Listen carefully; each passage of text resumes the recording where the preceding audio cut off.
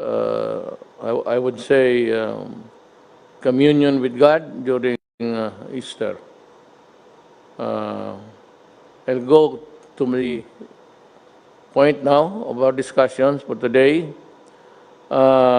We are facing, nagkakaroon tayo ng problema.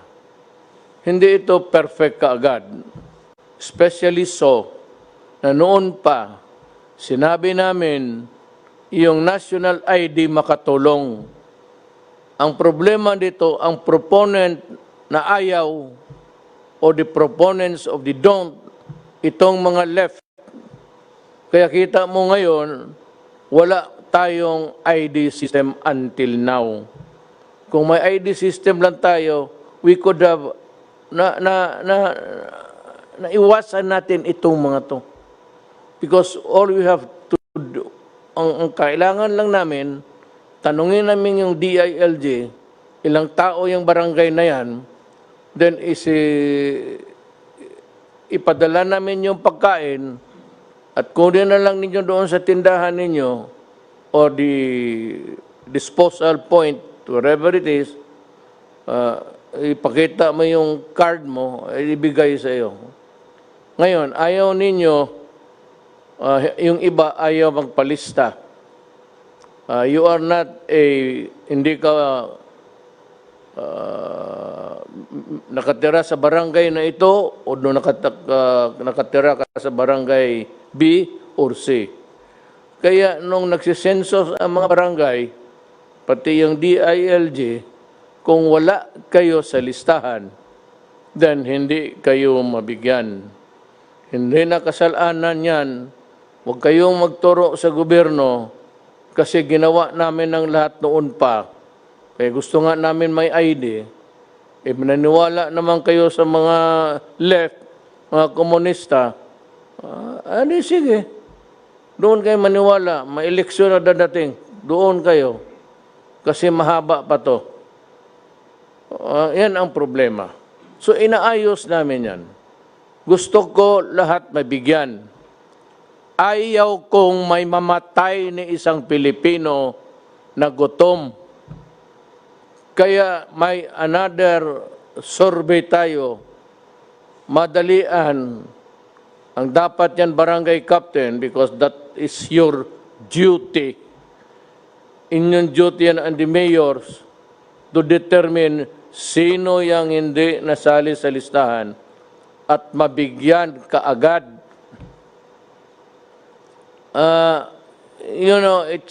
May COMELEC listahan. Kayong mga flying voters noon, kung saan-saan kayo nagboto, ayan. Hindi namin malaman ngayon kung nasaan kayo. Pagtawag, wala naman kayo. So that is really a problem. It is a problem that confronts government. Problema ninyo, problema namin. But kung magdating na tayo sa laro ng sisiyan, the blame game, pag-unawa na sana ninyo kung ano ang talagang sitwasyon, yung totoong realidad ng buhay natin. Pagka ngayon, we're distributing to 18 million low-income families. And ang problema nito, everybody wants to have it too. Kung naman talagang wala kang kita, wala kang trabaho, naturally I said, after a re-evaluation o revalidation, at malaman na namin, I'm sure Secretary Bautista can act immediately. Total, kunin lang naman yan. And sabi ko nga, hindi sabihin na kung wala ka ng purnada ka na. It's not that. But kung wala ka, maghintay ka, and we will come up. Alam ko, sigurado. Total, sabi nga, hindi tayo maubusan ng pera, mag-utang tayo na mag-utang, ipagbili natin lahat hanggang maubos. Tapos punta na tayo lahat sa Amerika. Alam mo bakit ko sinabi yan? Alam mo, I'd like to address may pinapatamaan ako, ang Pilipino mismo. Pati yung mga countries that traditionally have been lukewarm or refusing to understand or causing problems for other nations, Amerika. Ngayon, ganito ang problema namin. America is part of the problem of the Filipinos now. Kasi sa karaming tinamaan sa kanila, marami ng patay, baski sino na lang nanawagan sila, basta yung nurse, mga nurse, sige, punta kayo sa embassy, i-process nila ang visa. One day, kinabukasan, lipad ka na. So, yung tayo naman, ang task force ganito, wag kayong umalis lahat, either may gusto o wala. Kagustuhan mo, ayaw mo, dahil mangangailangan, there's no end in sight. Anong katapusan nito? Wala pa. And our numbers are increasing. From the 200 lang na ngayon, it has ballooned. Umabot na ng 4,932 cases. Ang nag-recover, 242. Ang patay, 315. Okay na to. Bakit? Hindi kami napapahiro. Gobyerno yon. Nag-decide na mag-lockdown tayo. So yung mga turista galing China, galing Asia, hindi na natin pinapasok. At sinira ko na kaagad. So wala nang pasahan ng sakit. Na minus. Nakita mo sa Philippines, tayo ngayon ang second.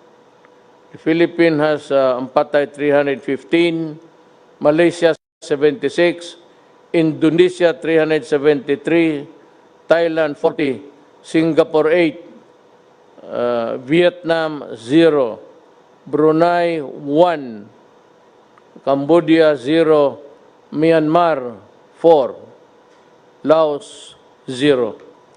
Yan ngayon. So, aya ko na sa ibang lugar. Ito, ASEAN lang to. Sa ibang lugar, libo na ang patay nila. And one day, America died about, nung isang araw, 1,000. Yesterday, 2,000. Today? Yesterday. Araw yan. So, ngayon, nangangailangan kayo ng nurse. Express. Kami naman dito nakakabuhan kasi wala kaming pangbigay kasing laki.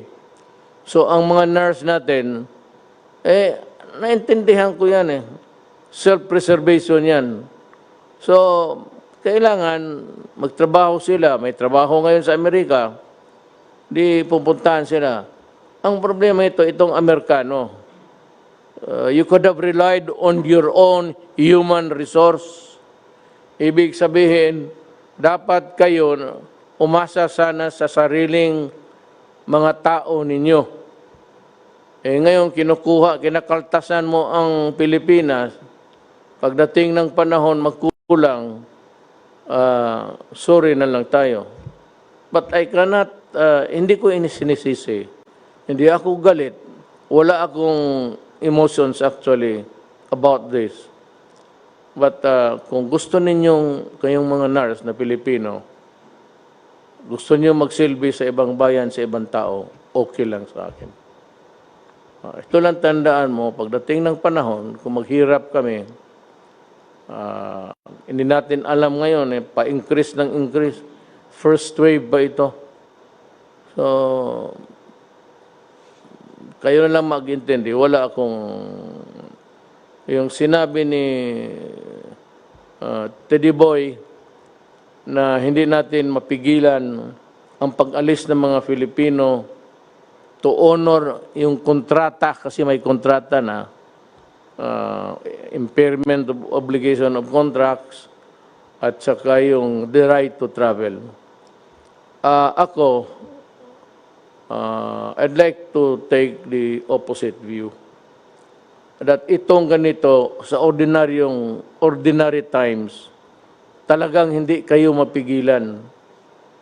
At walang makasabi sa inyo, umalis kayo o huwag kayong umalis, tanggap kayo, magpirma ka ng kontrata. Pero alam mo, during an emergency, yung sa ibang bansa, ngayon ng China, pag sinabi ng China, para. Pag sinabi ng China, bukas. Ngayon yung Newbie, saan nanggaling doon yung itong corona, naka-lockdown. Ngayon open na sila. Open ang airport. Kasi nung sinabi ng authority na si Jinping, stay home for 59 days, naputol nila ang... Wala talagang lumalabas ni isa. Alam mo naman sa China, delikado ka doon. Pag sinabing ganon ka. Pag hindi, diyan ka sa... alam mo na, it's a communist regime. I'm not trying to say that it's not a democracy. It is a communist regime at it demands total obedience. Hindi ka pwede doon magsabi, hindi. Huli ka. Dito hindi ka magawala yan kasi demokrasya, papasok ang human rights, nandiyan sila Jokno, mas marunong sa mga human rights sa mga left. Ganito ni Sarate, daldal ng intelligence fund na wala hangin. We will start giving the aid to those who are not in the list. DSWD, and again, mag-pinch hit ang DILG to help in or you divide the territory, yung iba, DILG, yung iba, DSWD, yung mga tao na hindi nasali sa listahan. Gagastos tayo para sa Pilipino. I said, we will borrow, we will sell,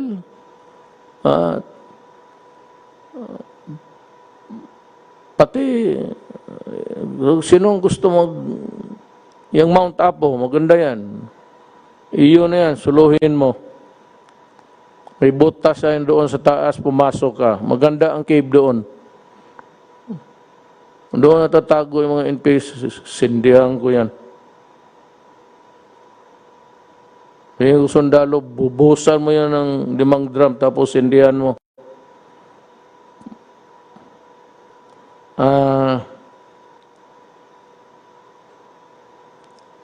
Ika nga, sabi dito, you cannot flog a dead horse.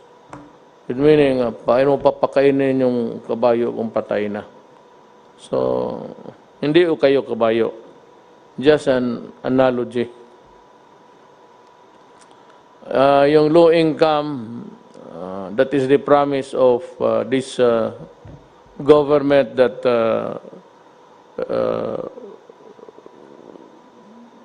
we will try to I would ask Secretary Sani to talk about this. Nauna lang ako kasi para maano ninyo. Tapos ito speech to. Hindi ako nag-i-speech ako pero istorya lang speech. Lalo tayong mamatay nito. May isa pa, yung discrimination ng mga health workers. Alam mo, pag tinamaan kayo ng COVID, didiretso kayo sa ospital, pagkagrabe na kayo. Sino nagsusugal ng buhay nila doon? Yung mga doktor pati yung health workers. Bakit ninyo total, paglabas niyan sa ospital, hoy mga gago, cleaned na yan sila. Naghugas na yan yung mga damit nila doon, hinubad na. Hubad lahat, walang naiwan. Panibago. So huwag ninyong i-discriminate dyan.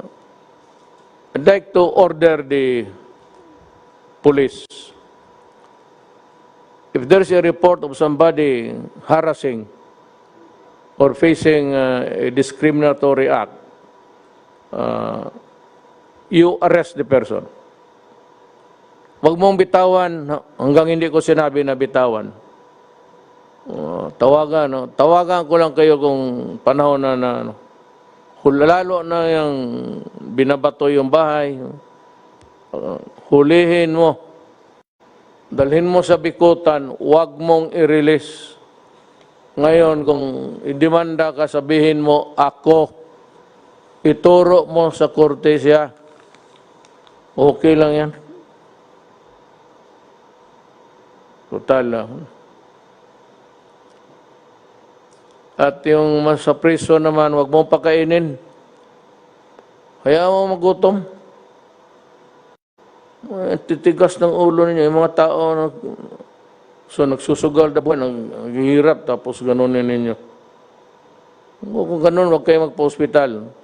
At kayo naman mga health workers, kung nakita ninyo yung tao nagbato ng bahay ninyo, nandoon sa ospital ninyo, alam mo na. Alam mo na kung anong gawin mo.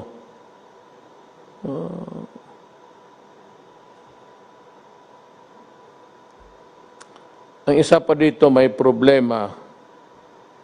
Kasi yung reported na corona patients, ang problema natin, yung not reported, tapos namatay sa mga bahay-bahay, at hindi ninyo alam COVID pala ang, corona pala ang dahilan, o ayaw ninyong sabihin kasi hindi kayo makapagburol ng matagal o nahihiya kayo. Sa tatlong ito, ilagay mo talaga ang bayan mo sa alanganin. Kaya hindi matapos ito kung ganun. So again, it behooves upon the barangay captain to see to it that kung sino yung namatay, siguraduhin lang pagsabi, heart attack. Kasi kung walang pinagsasabi din na testing kaagad, yung pamilya mismo na yung namatayan, testing kaagad. At kung alam-alaman ko na namatay sa corona, kunin ko yung patay, at sa gusto ni Diyos hindi, magagalit kayo sa akin, wala na rin ako magawa, trabaho ko yan, dalhin ko yan doon sa crematory, sunugin ko. Yan ang trabaho ko. Maganda pakinggan sa inyo, okay na, papasalamat ako. Ayaw ninyong umintindi, okay rin sa akin. Maligaya rin ako. Total ito akin trabaho lang.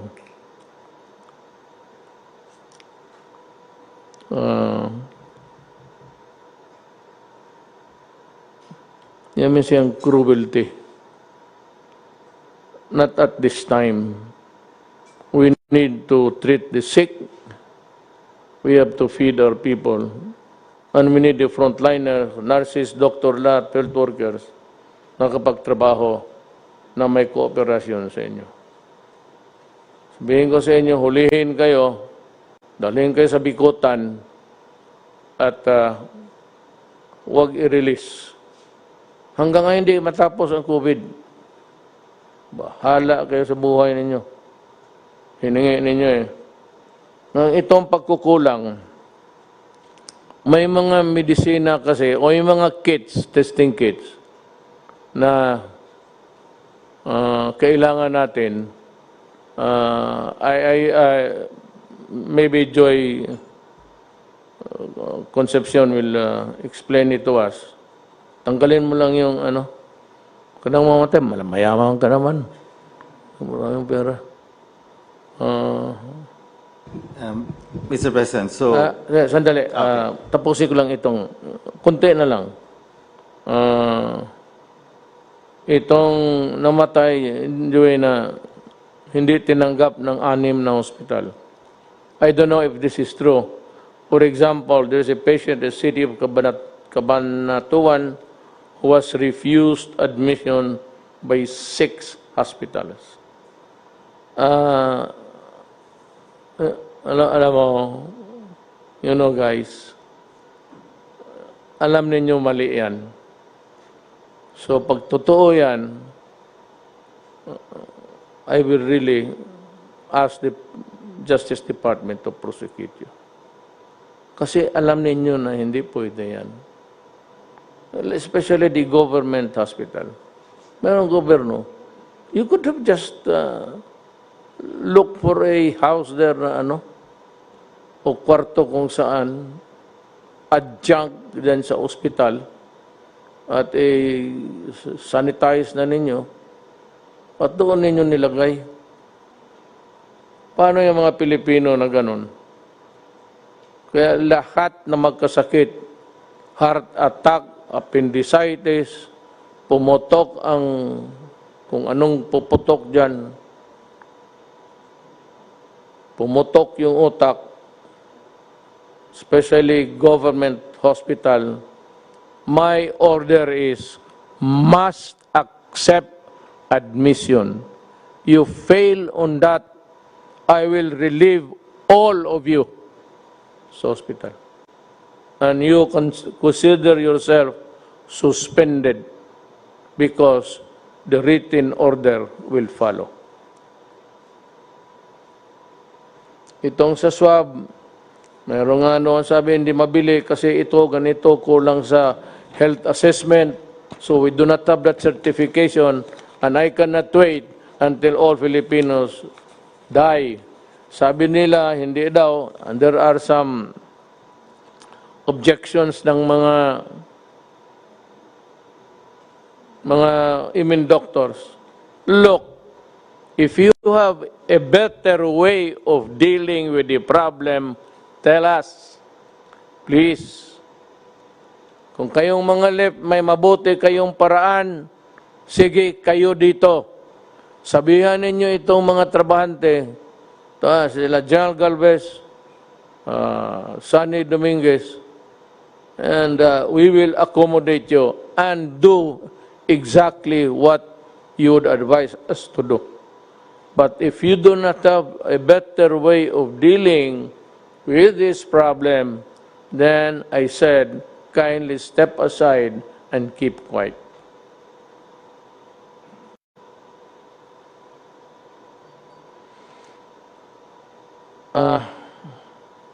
Just like in other countries, yung iba na sumunod talaga, kagaya ng Korea, yung may disiplina na bayan, alam mo, medyo humina sila. Pero sa Amerika, kasi maraming hindi rin sumusunod, at Pilipinas, hindi tayo bumaba.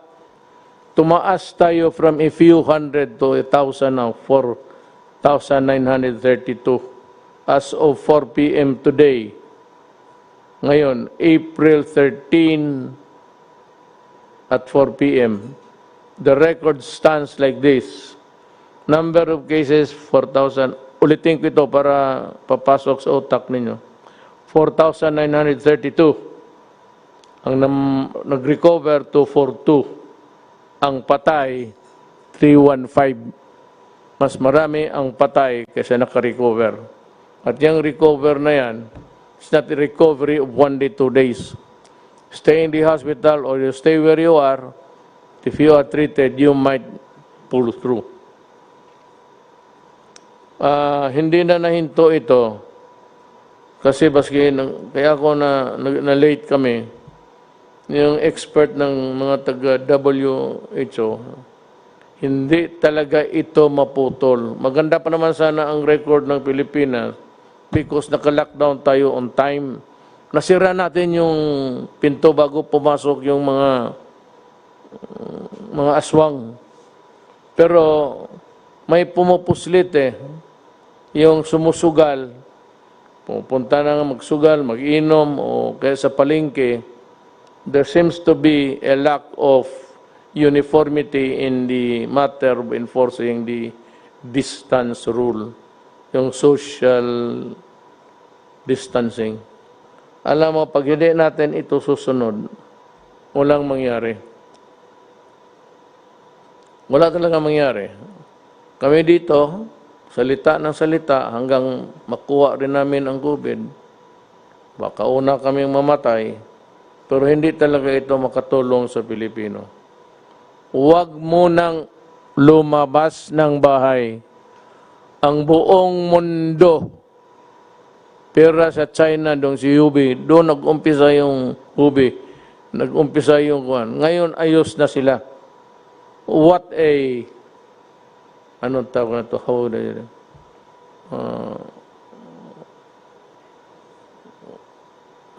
napakaano na, what an irony. Galing sila sa kanila, tapos sila ang nauna nag-open, okay na sila. Ganito yan, ha? Patapos na ako. Tapos, Joy, itong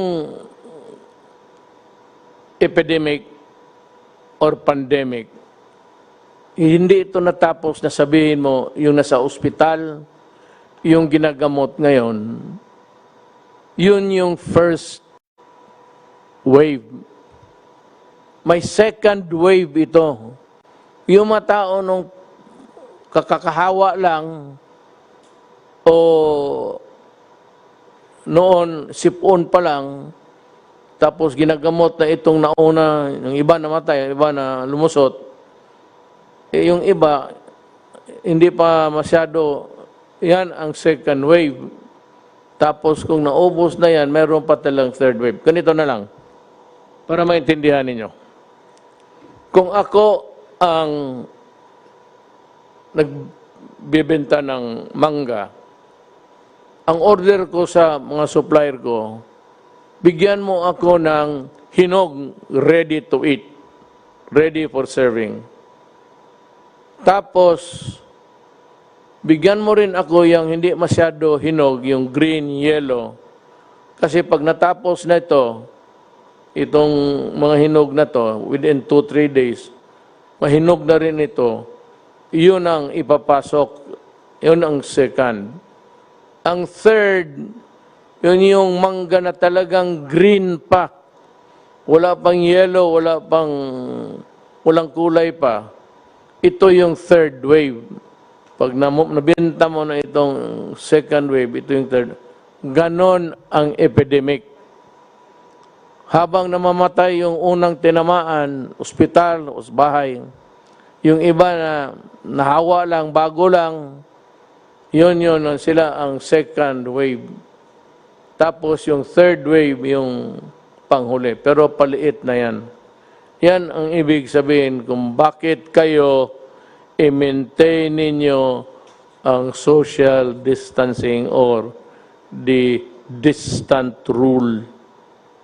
Ngayon, ang mga mayo nito, nung una kong nakita sa palengke, may tigabantay, tapos parang, sige, ikaw ang sunod, parang sa bangko, tapos nakapilaw, ikaw naman. Pagpasok sa palengke, ang gawain ninyo dito, bili kayo ng trapal, mainit yan, pero you might want to use another material that is not that is heat absorbent. Palinyahin talaga ninyo. Kayong mga mayors, huwag kayong maglaro. Kasi ang ayaw ninyo mag-social distancing, mapipilitan ako puntahan kita at arestuhin kita. Ayaw kong mag-aresto ng mayor. So huwag ka magsabi, hindi, mayroon kaming batas sunod. Sa panahon ito, ang batas isa lang. Ang batas ng DOH as implemented by Lorenzana, Anyo, Galvez, pati itong yan silang tatlo. Yun yung batas ngayon. Ngayon, kung salubungin mo yan, mapipilitan akong puntahan ka at sabihin ko sa inyo, anong klase ka?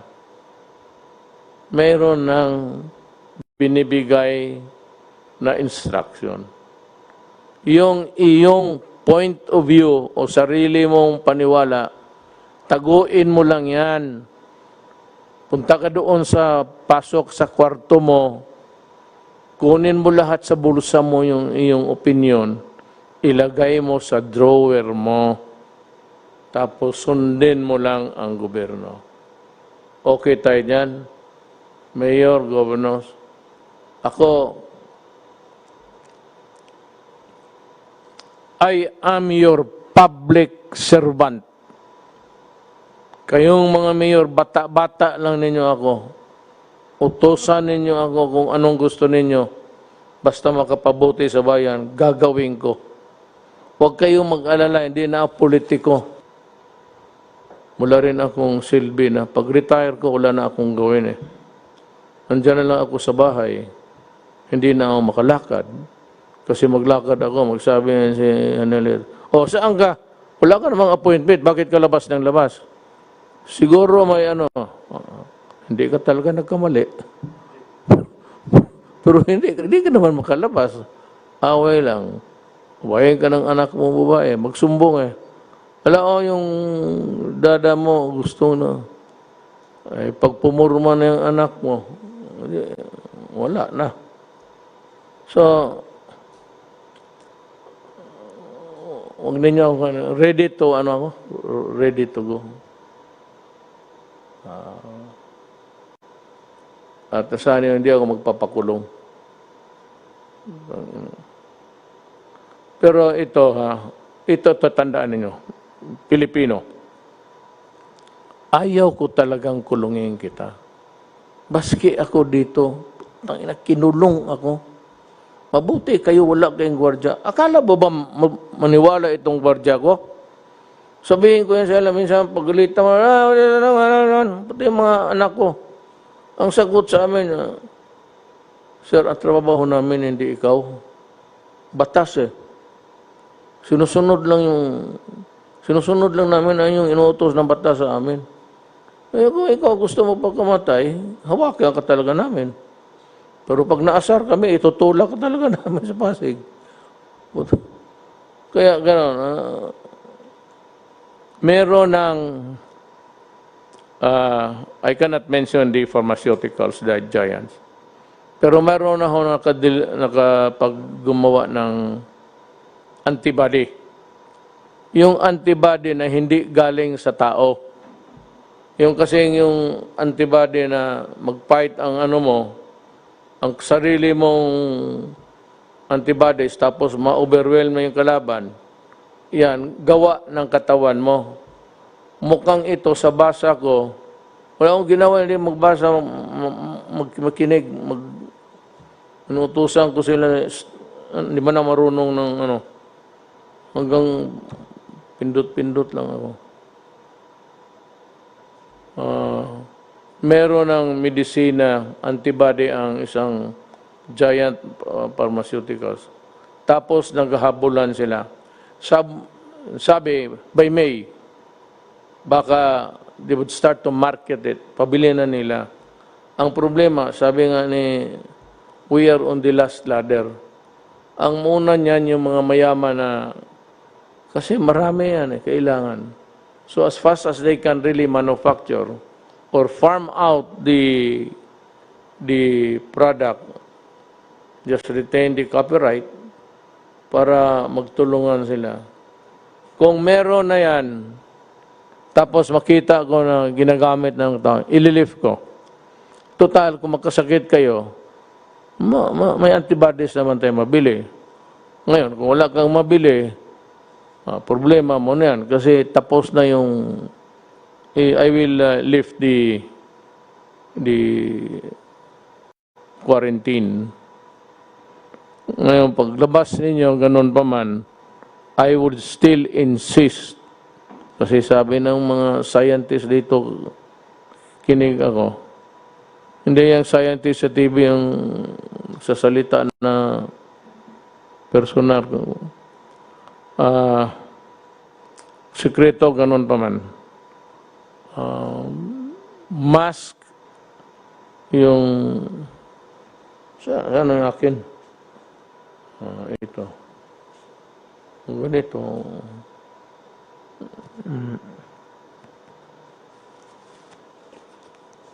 Mask.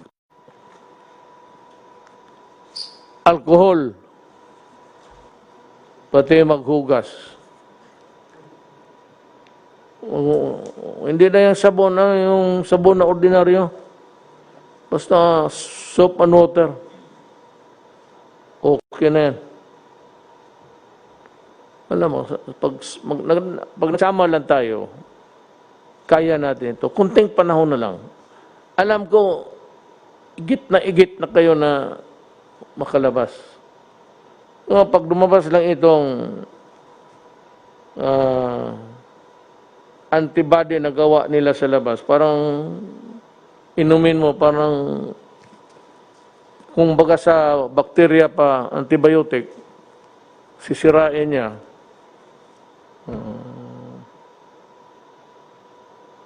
Kasi itong, wag na. Para mapagsabihin, mas scientist pa ako. The nature of a COVID, gusto ko sanang baka sabihin ninyo, bakit di ka naman doktor? Bahala na ng mga doktor mag-explain. So I will start with Joey. Kasi ngayon, ang pinaka-burning issue, yung middle class ba, yung mga MSME, after that, Sunny will Joey, mauna ka, then Sunny will give his piece of. Mr. President. Mukhang kayo lang man ang dalawa ang ano dito. I'd like to ask the presidential spokesman to listen so that you can formulate a very coherent thing of a presentation. So, Mr. President, I think a question was asked a couple of weeks ago, which is more important, life or money? There is no doubt that life is the most important. But however, without money, how will people eat? How will people buy medicine? And how will our MSMEs recover? So, how do we bring back the economy in a sustainable way and still make it safe? Mr. President, you did the right thing when you locked down at the right time. We are close to we basically are close to finishing the 1 month. And we're moving to the third reset, which is 2 more weeks. So it's a total of 3 resets or 6 weeks in total that we have been locked down. And I think now is the time that we should really look and plan on how to gradually shift towards reviving the economy, because in the end, social amelioration cannot last forever. We have to bring back the jobs. For confidence to be brought back, I think they have to see that our numbers of the number of people getting infected are starting to taper off and go down. And I believe that with that and with the assurance that we in government are really on top of the situation and finding all means to really help every Filipino worker out there, I think we will win this war. And I'm sure that with our 3 veteran generals who are now implementing this whole execution, and I believe that in the end, you can have a great plan, but in the end, the key is really execution. So I'm confident that Secretary Galvez is leading this role, and I think he definitely has the full private sector support. The donations from the private support has been quite immense. And we are still there, because in the end, if we don't bring back the economy, then many of our Filipino brothers will suffer. And that's our goal, to really push hard. And I think in the end, Mr. President, with your leadership and your gut feel, I think we will succeed. Thank you, Joy. I hope I'll have the time to review your suggestions, then come up with something which we can convey to you maybe in 2 days' time. Now we would like to ask Sunny, Secretary Dominguez. He has a lot for you. You just listen. Itong Thank you very much, Mr. President. First of all, thank you for, again, being very decisive and protecting the Filipino people against this COVID. I had a meeting with the World Bank a few days ago, and they said that your decisiveness in first reducing the number of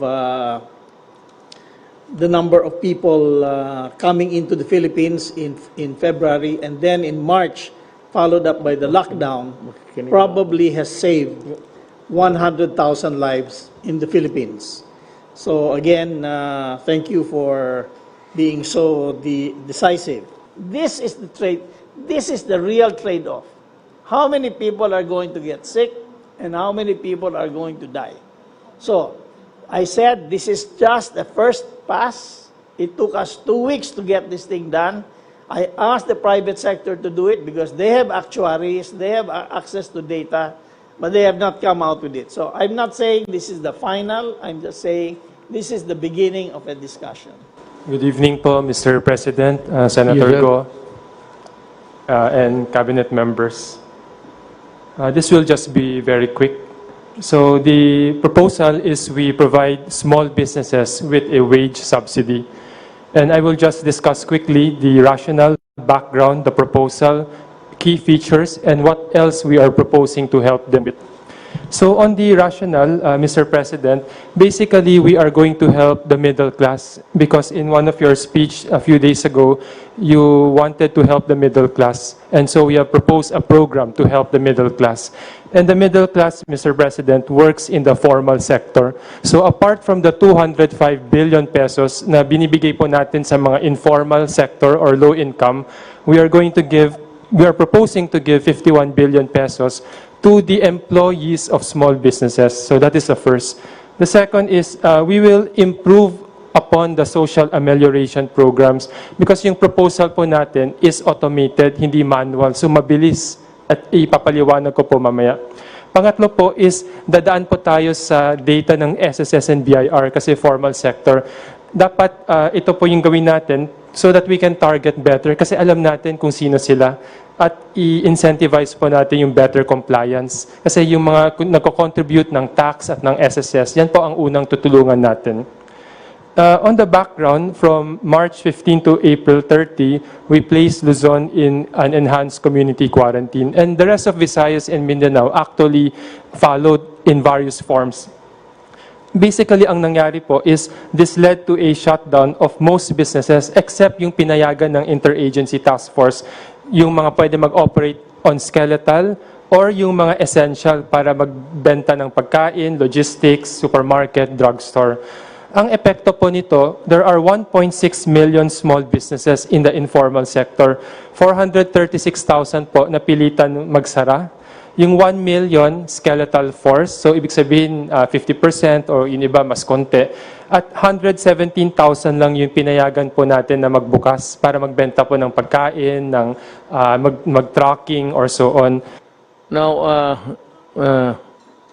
if there is nothing more to say, that leaves me to two matters actually. One is that I would advise the checkpoints not to be dismantled, especially by the police, but this is my order. Do not stop motor vehicles carrying food and other vegetables from the province. wave them through and do not delay their journey because people are waiting for the supplies. Second is that there is a kind of a raucous now regarding the procurement of the PCR testing kits of 900 people. Sansure kits and other kits, inactivation supplies, PRC consumables, 7 PRC machines, 10 automated extracting machine, and 10 biomedical freezer, additional equipment for subnational and regional testing laboratories.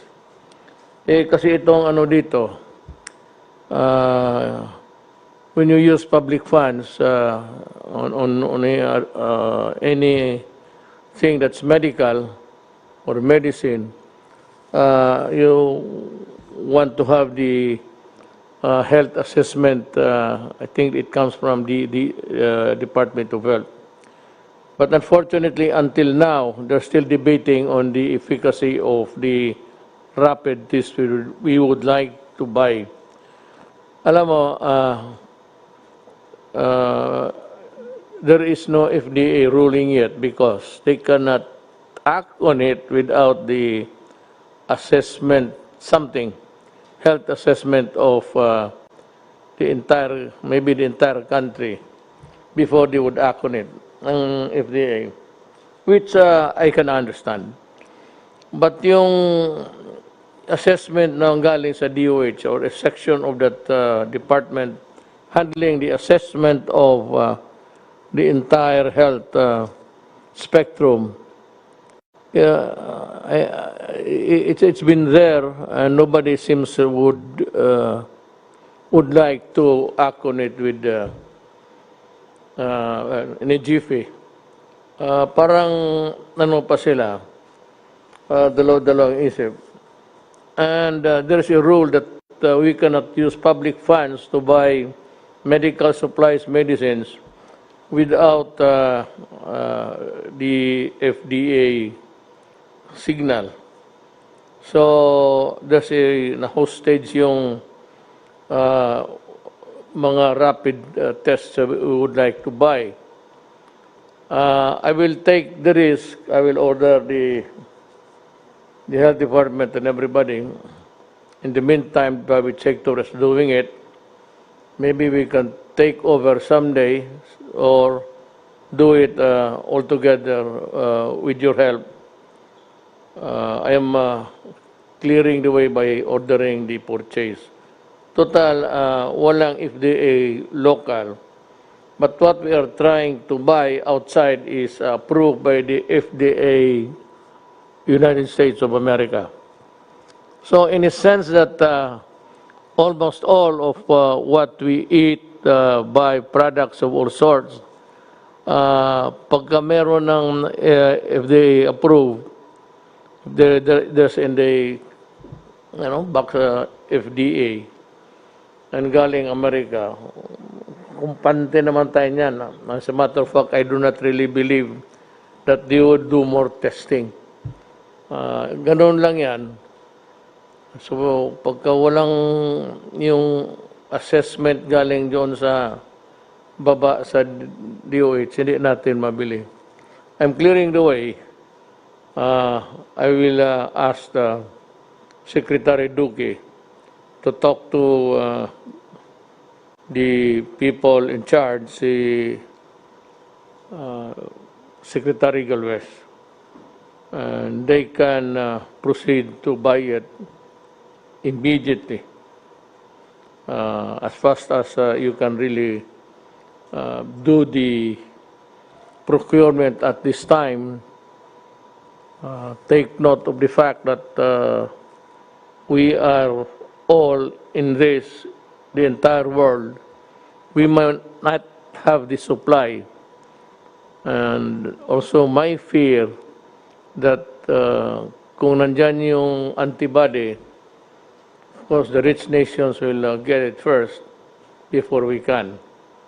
And that I placed a condition there na kung nandyan na yung antibody available na sa market dito, and that's being sold in quantity, in numbers, then I'm inclined to maybe at that time lift the lockdown.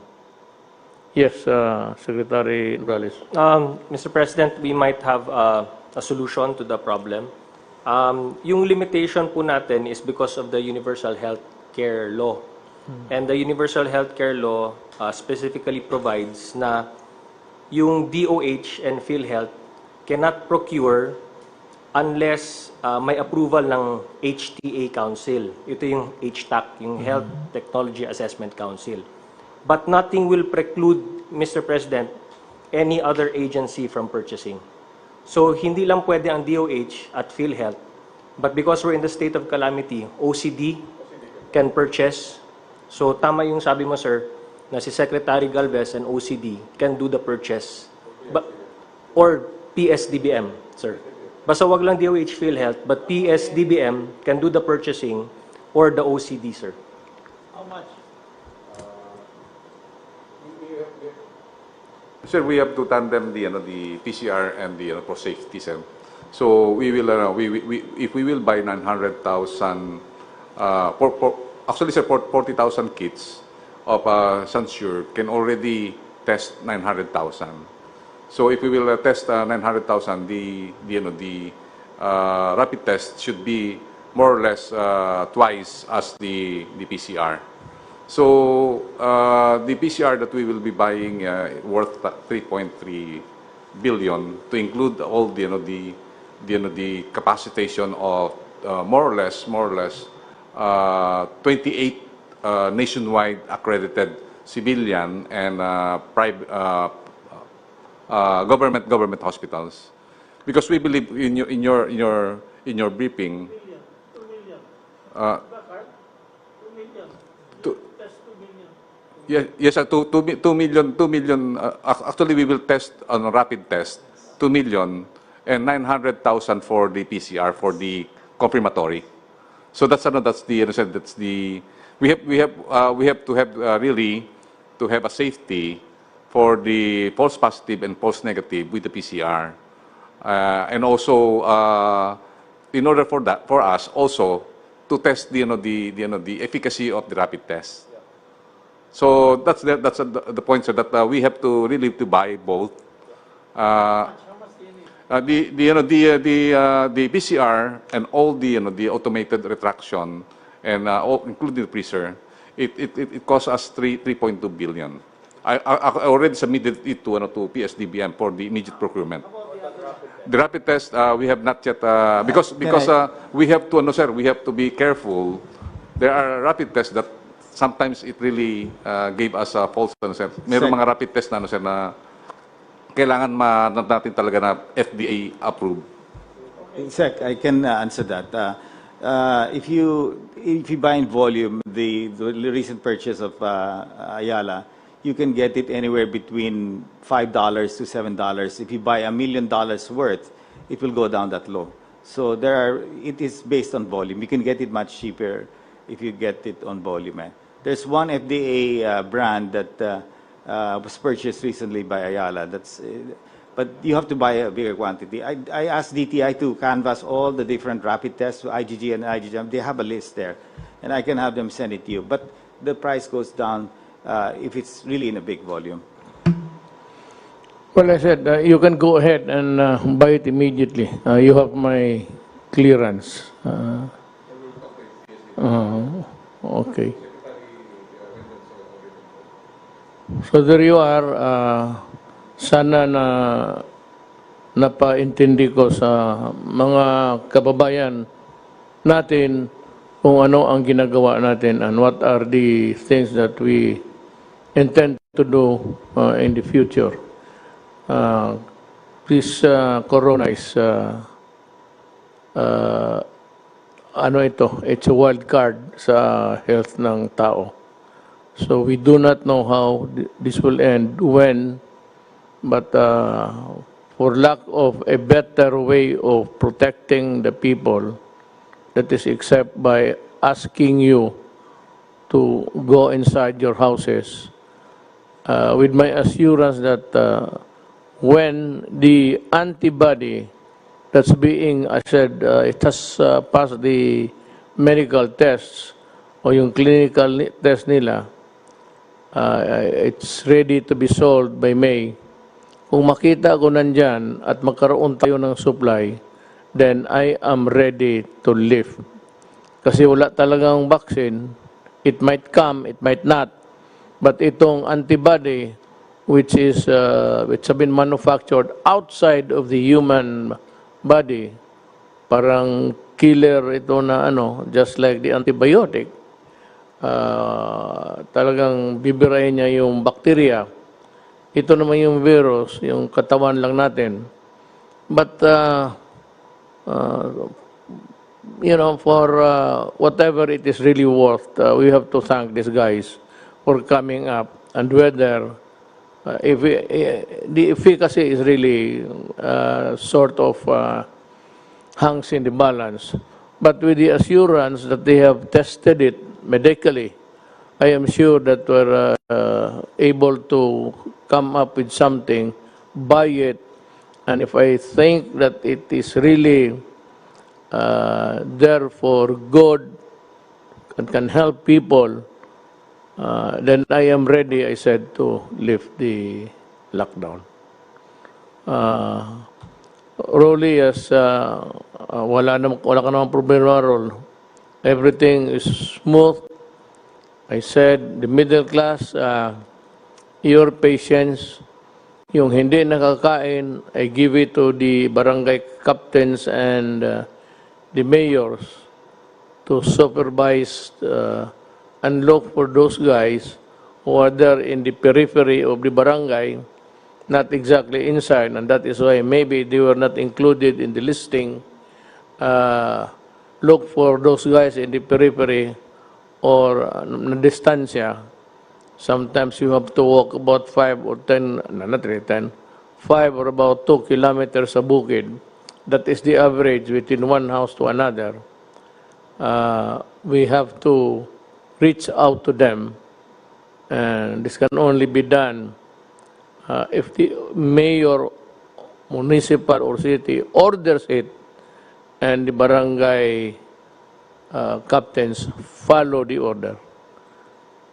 Then we would have shortened everything, as explained by Mr. Concepcion, Joey. Things might go all right for this country. So I'd like to thank everybody, and if you still have some, let me see, itong dagdag, they come in.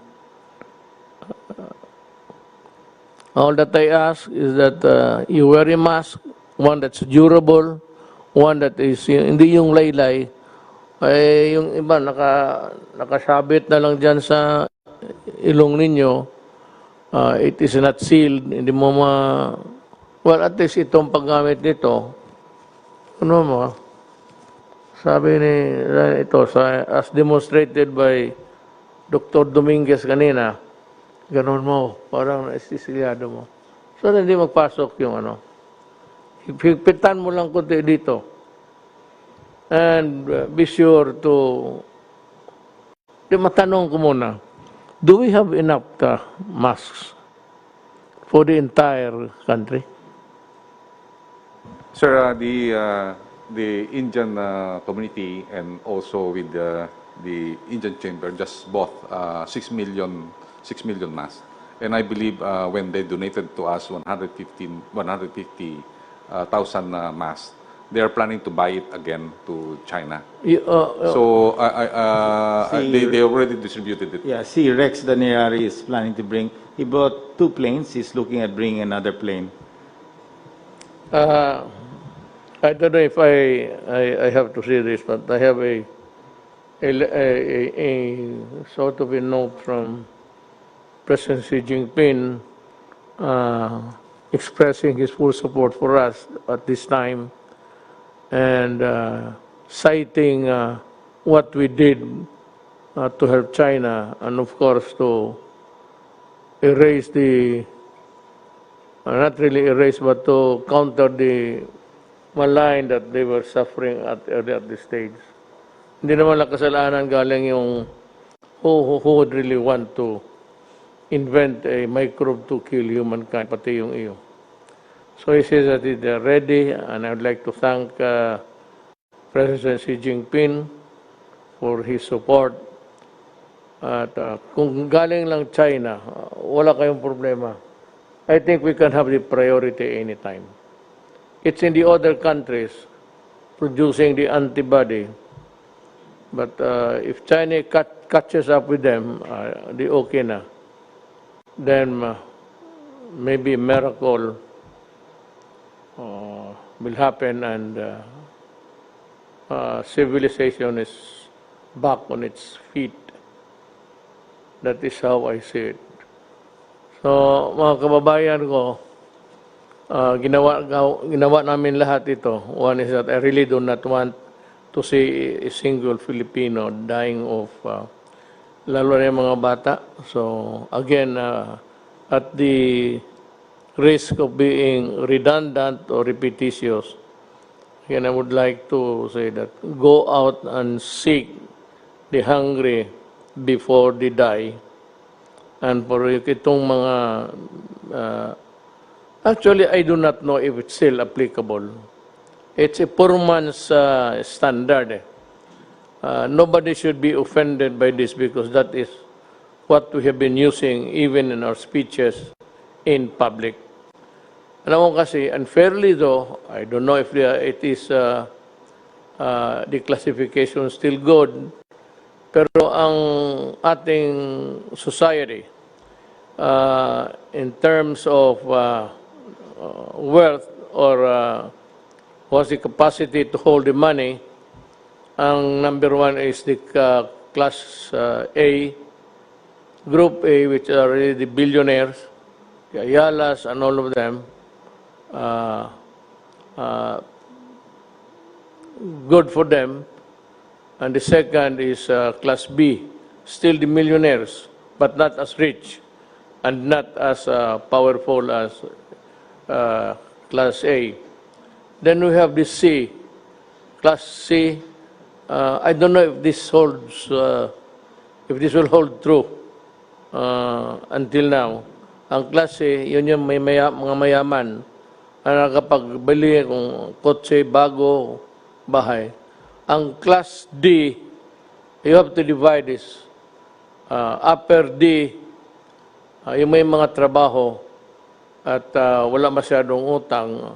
At ito namang lower, class D, lower. Dalawa yan, division, na kailangan talaga ng tulong. At yung nagbabayad, I said that it was Governor Remulla who suggested it first. It was just also a prayer to government na this group or this class of people should be looked into and receive assistance. So I said we study and we might be able to produce the money. Sunny is doing his best, and I said, ang ano lang is we can still borrow, but pag wala na, then we start to, kung ano yung mga bagay-bagay natin. Kaya nga meron kang ano dyan to save for the rainy day. I mean, everything is almost gone, and there is nowhere a source that you can find. We can only start selling the properties. Yung sino yung makabili ng cultural center, parang palasyo yan. Pwede mong gawin palasyo, nandiyan ka sa trono. Then, marami yan.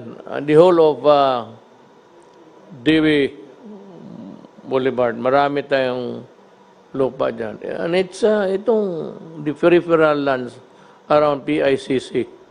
Pati yung cultural center. So, yan ang sinasabi ko. Ang problema is wala pang vaccine that should be the number one cure actually.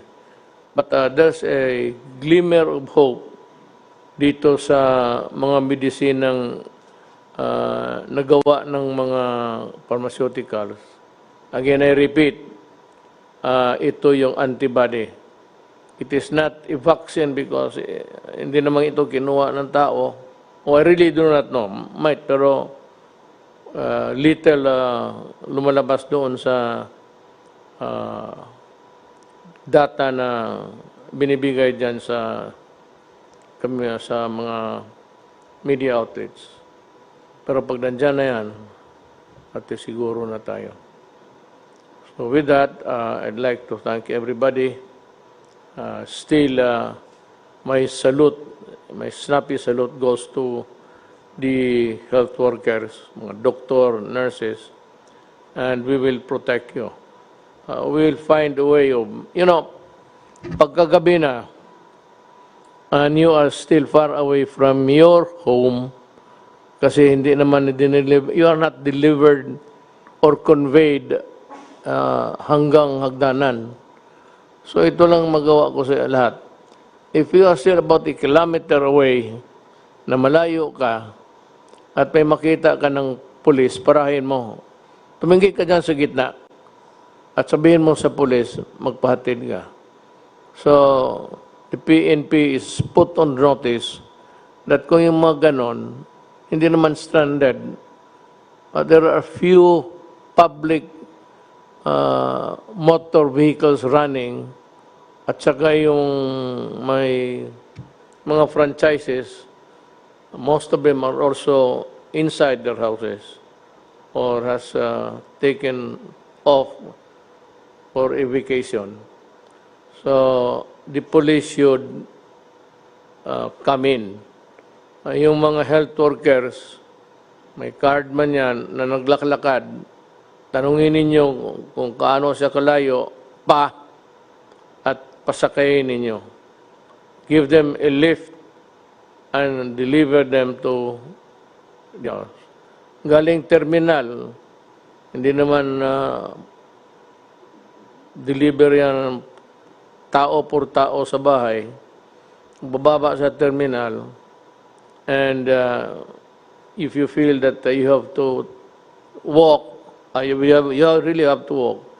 And if you feel tired or just want to go easy, you flag down any police, military or police. And my order is this, give them a lift. Tumulong kayo sa kapwa-tao natin. These guys are important in our fight because without them, all is lost. So again, I ask for everyone's cooperation. Maraming salamat po sa inyong lahat.